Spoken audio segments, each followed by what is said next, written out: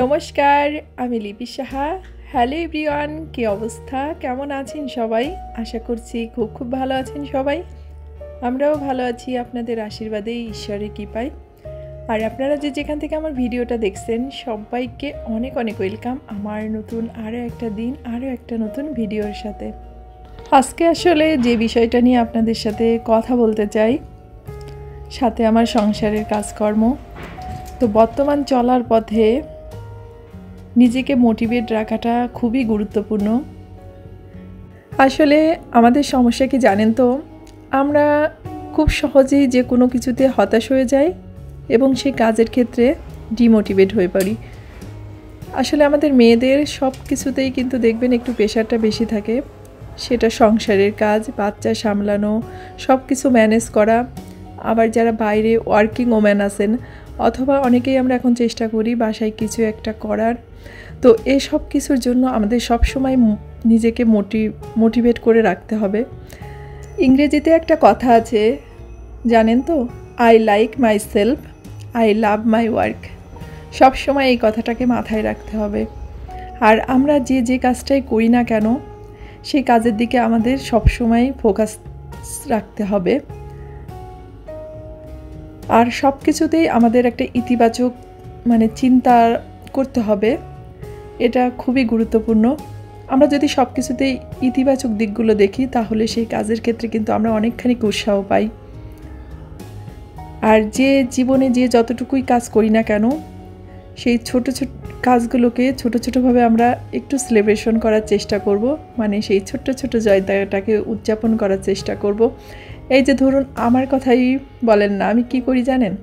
যখন দেখি যে আমাকে কেউ একটা সুন্দর কমেন্ট করেছে, আমাকে 5-10 জন কেউ কিন্তু কমেন্ট করে না, হয়তো 1-2 জন কমেন্ট করে। যখন তাদের আমি কমেন্টগুলো পড়ি, আমার ভীষণ ভালো লাগে। আমার মনে হয় যে না, আজকের কাজটা আমার কাছে সফল হয়েছে, যে আমার কাজগুলো কারো ভালো লেগেছে, বা আমার ভিডিওটা কারোর ভালো লেগেছে, অথবা আমার কথাগুলো ভালো লেগেছে। এই যে অনেক কিছুর দরকার নেই। আমার কাছে মনে হয় যে আমার 2-1 জন যে পজিটিভ কমেন্টগুলো করে, সেটাই কিন্তু আমি অনেকখানি মোটিভেট হয়ে যাই। তো এরকম ছোট ব্যাপারগুলোকে জীবনে চলার পথে আসলে আমাদেরকে নিজেদেরকেই খুঁজে বের করতে হবে। তাহলে আমরা কখনো হতাশ হব না এবং সামান্যতেই নিজেরা শান্তিতে থাকতে পারবো বা সুখে থাকতে পারবো। তো আমি সংসার জীবনে আমি কিন্তু সব কিছু, আমার কাজগুলো আমি নিজের হাতে করি।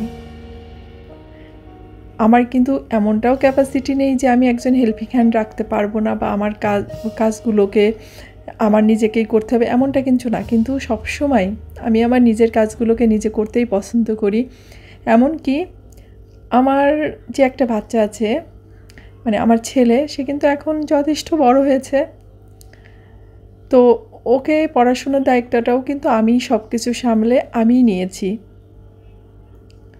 প্রথমত কি জানেন, সবসময়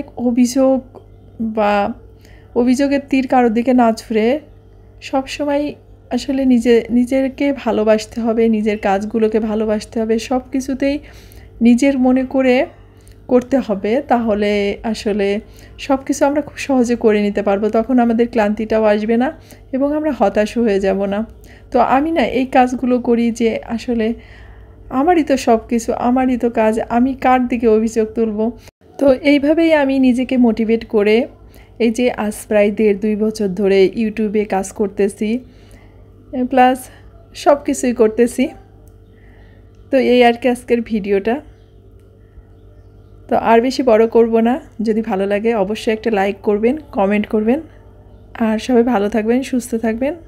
দেখা হচ্ছে নেক্সট ভিডিওতে।